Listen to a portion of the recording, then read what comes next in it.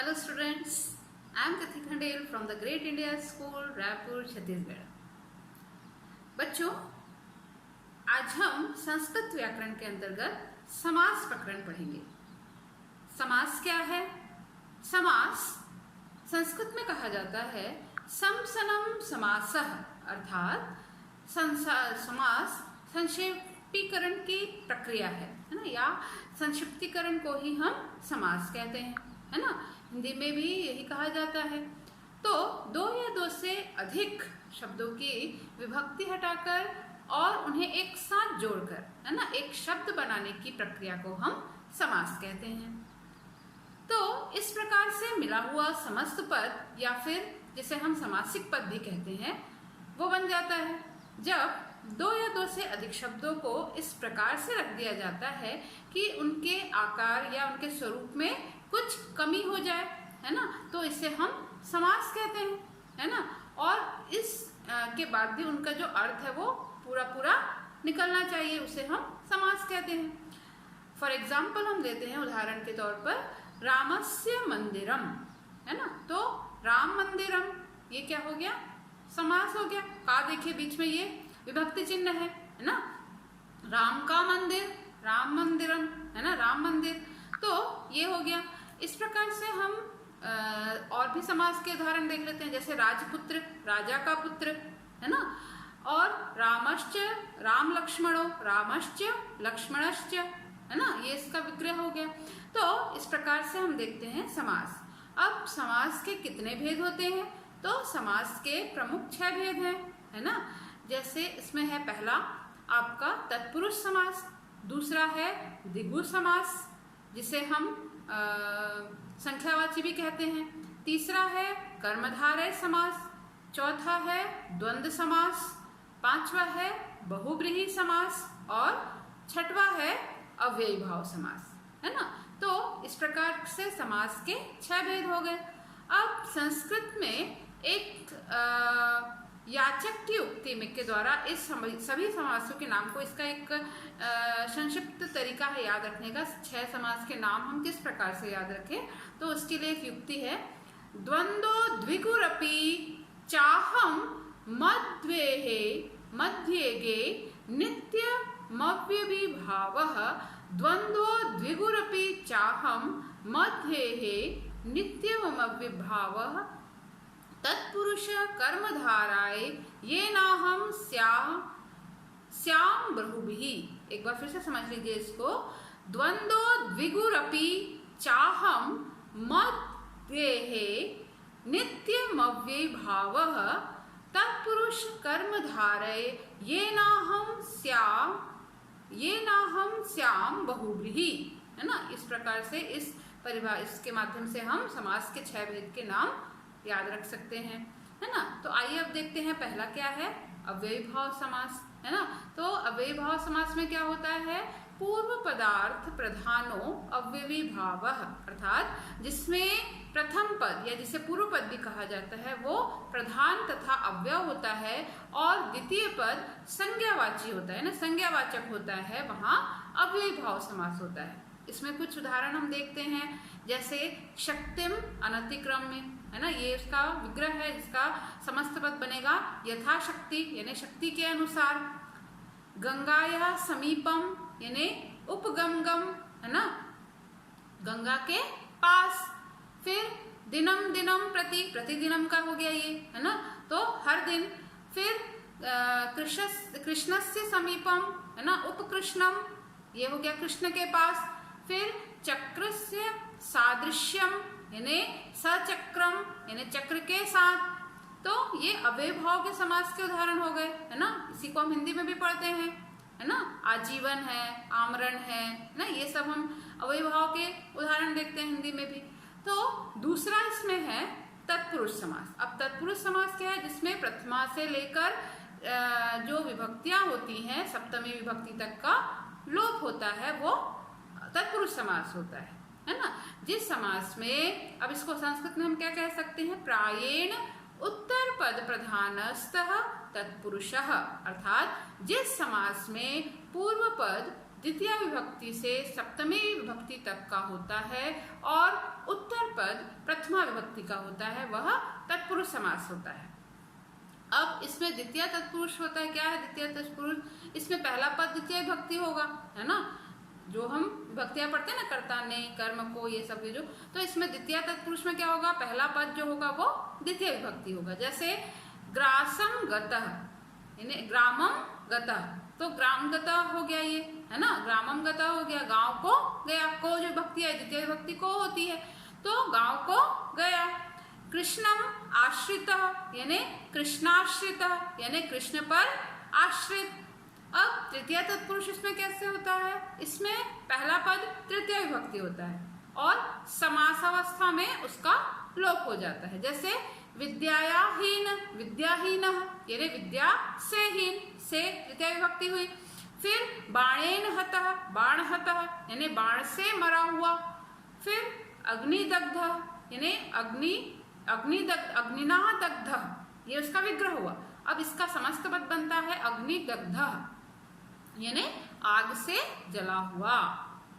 चतुर्थी तत्पुरुष में क्या होगा? इसमें पहला पद चतुर्थी विभक्ति का होता है और समास अवस्था में उसका लोप हो जाता है ना। जैसे क्या हो जाता है इसमें, दानाय पद पात्रम, यानी अब इसका समासिक पद क्या बन जाएगा? समस्त पद दान पात्रम, यानी दान के लिए पात्र। इसके बाद भूतेभ्य बलि, यानी भूत बलि, भूतों के लिए बलि, है ना, चतुर्थी है ये। फिर गावे हितम, गोहितम, है ना, यानी गाय के लिए हितकर। अब पंचमी तत्पुरुष में देखते हैं, इसमें भी वही होता है, पहला पद पंचमी विभक्ति होता है और समास अवस्था में उसका लोप हो जाता है। जैसे पथ भ्रष्ट, तो इसका विग्रह पथ भ्रष्ट, पथ भ्रष्ट, पथ से भ्रष्ट। फिर चौरात भयम, चौर भयम, चोर से भय। वृक्षात पतितः, वृक्ष पतितः, है ना, वृक्ष से गिरा हुआ, से अलग होने का भाव है ना। अब षष्ठी तत्पुरुष क्या है? इसमें पहला पद वैसे ही षष्ठी विभक्ति का होगा और समास अवस्था में उसका लोप हो जाएगा। तो इसमें बन जाएगा शब्द आपका ईश्वरस्य भक्त, ईश्वर का, ईश्वर समस्त पद क्या बना? ईश्वर भक्त। इसका विग्रह हुआ ईश्वरस्य भक्त, तो ईश्वर का भक्त का या षष्ठी, है ना। उसी प्रकार विद्याया आलयः, विद्यालयः, विद्या का घर। परेशान उपकारः, परोपकारः, है ना, तो दूसरों पर उपकार या दूसरों का उपकार। अब सप्तमी तत्पुरुष में क्या हो जाता है? इसमें पहला पद सप्तमी विभक्ति का होता है और समास अवस्था में उसका लोप हो जाता है। फॉर एग्जाम्पल इसमें देखते हैं, जले मग्नः, जलमग्नः, है ना, जल में डूबा, है ना, दही बड़ा, जैसे दही में डूबा हुआ बड़ा, है ना, हिंदी में हम देख रहे हैं। फिर सभाया पंडितः, सभा पंडितः, सभा में पंडित। अब नज तत्पुरुष समास क्या हो गया? इस समास में निषेधवाचक, है ना, निषेधवाचक शब्द न का अर्थ प्रकट करने के लिए प्रारंभ में या शुरुआत में अ अथवा अन जोड़ा जाता है। जैसे न उपस्थित, तो ये क्या बन जाएगा? अनुपस्थित। समस्त पद इसका बन जाएगा अनुपस्थित, यानी जो उपस्थित ना हो, है ना, यह जो यानी यह या फिर न, ऐसा इसका प्रयोग होता है ना। न सत्य, अब इसका समस्त बन जाएगा असत्य, यानी जो सत्य ना हो, असत्य। न द्वितीय, यानी अद्वितीय, तो जो जिसके समान दूसरा ना हो, अद्वितीय, है ना। फिर उपपद तत्पुरुष क्या होता है? उपपद तत्पुरुष में उत्तर पद यानी अंतिम पद जो होता है, पूर्व पद और अंतिम पद दो पद होते हैं इसमें, तो जो उत्तर पद होता है जिसे अंतिम पद भी कहते हैं, किसी क्रिया द्वारा बना हुआ होता है, यानी कृदंत पद होता है ना, उसे हम उपपद तत्पुरुष समास कहते हैं। जैसे उदाहरण के लिए हम लेते हैं, गृहे तिष्ठति, है ना, जो घर में रहता है, जो है ना घर में रहने वाला, तो कौन होगा? गृहस्थ, है ना। उसी प्रकार से रथम करोति, यानी रथकारः, रथ बनाने वाला, है ना। शास्त्रम जानाति, शास्त्रज्ञ, है ना, शास्त्र को जानने वाला। अब चौथा आता है द्विगु समास। द्विगु समास क्या है? जिसमें संख्यावाची होता है, पहला पद जो होता है वो संख्यावाची, ये इसका पहचानने का लक्षण भी है ना। तो संस्कृत में इसकी परिभाषा होती है संख्या पूर्वो दिगुः, यानी जहां प्रथम पद संख्यावाची होता है वहां दिगु समास होता है और उत्तर पद की विशेषता को प्रकट करता है। तो ये दिगु समास की परिभाषा है। अब इसमें एग्जाम्पल जैसे हम ले सकते हैं, पंचवटी ले सकते हैं और नवरात्रि ले सकते हैं, है ना। तो नवरात्रि का विग्रह हम कैसे करेंगे? नवानाम रात्रिणाम समाहारः, अर्थात नवरात्रम यानी 9 रात्रियों का समूह। उसी प्रकार से हम त्रिभुवन ले सकते हैं। त्रिभुवन में क्या हो जाएगा? त्रयाणाम भुवनानाम समाहारा। इसमें समाहारा शब्द जोड़ा जाता है, संस्कृत है इसलिए इसमें समाहारा, समाहारा यानी समूह, है ना। तो 3 लोकों का समूह। उसी प्रकार से पंच पात्रम, तो पंचम पंचानाम पात्राणाम समाहारः यानी 5 पात्रों का समूह। उसी प्रकार से पंचवटी है तो पंचवटी क्या हो जाएगा? पंचानाम वटानाम समाहारः, है ना। तो ये पंचवटी शब्द बन गया, 5 वटों का समूह, वट यानी वृक्ष, है ना। अब छठवा है, 5वां है बहुब्रीहि समास। बहुब्रीहि समास क्या है? बहुब्रीहि समास अर्थात अन्य पदार्थ प्रधानो बहुब्रीहि, अर्थात जहां समासिक पदों में किसी अन्य का बोध होता है वहां बहुब्रीहि समास होता है, यानी तीसरे पद का बोध होता है ना। दोनों पद को छोड़कर किसी अन्य का बोध होता है ना, वहां बहुब्रीहि समास होता है। इसमें हम एग्जाम्पल जैसे ले लेते हैं, पीताम्बरः।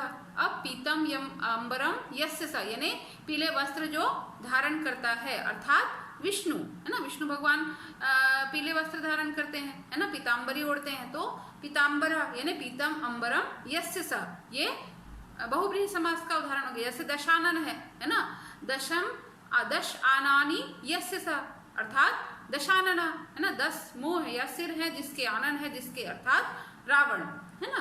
उसी प्रकार से चंद्रशेखर, चंद्रशेखर का विग्रह क्या हो जाएगा? चंद्रशेखरे यस्य सः, अर्थात चंद्रमा है सिर पर जिसके, वह शिव, है ना। तो ये हो गया आपका बहुब्रीहि समास का उदाहरण। इसी में हम लंबोदर ले सकते हैं। तो लंबोदर का क्या हो जाएगा? लंबम उदरम यस्य सः, अर्थात लंबा है उदर जिसका, अर्थात श्री गणेश, लंबोदर। अब बात करते हैं छठवा जो है वो आपका द्वंद्व समास। द्वंद्व समास क्या है? द्वंद्व समास में दोनों पद प्रधान होते हैं, है ना। उभय पदार्थ प्रधानो द्वंद्वः, ये हम संस्कृत में उसको एक लाइन में परिभाषित कर सकते हैं। इस समास में सभी पद प्रधान होते हैं और 2 या 2 से अधिक संज्ञा शब्द विग्रह की दशा में 4 शब्द से जुड़े रहते हैं, है ना। तो जैसे इसमें एग्जाम्पल हो गया राम लक्ष्मणो, रामश्च लक्ष्मणश्च, अर्थात राम और लक्ष्मण। उसी प्रकार से माता च पिता च, यानी उसको हम माता पितरों भी बोल सकते हैं और पितरों भी बोल सकते हैं, यानी माता और पिता। वैसे ही शिवश्च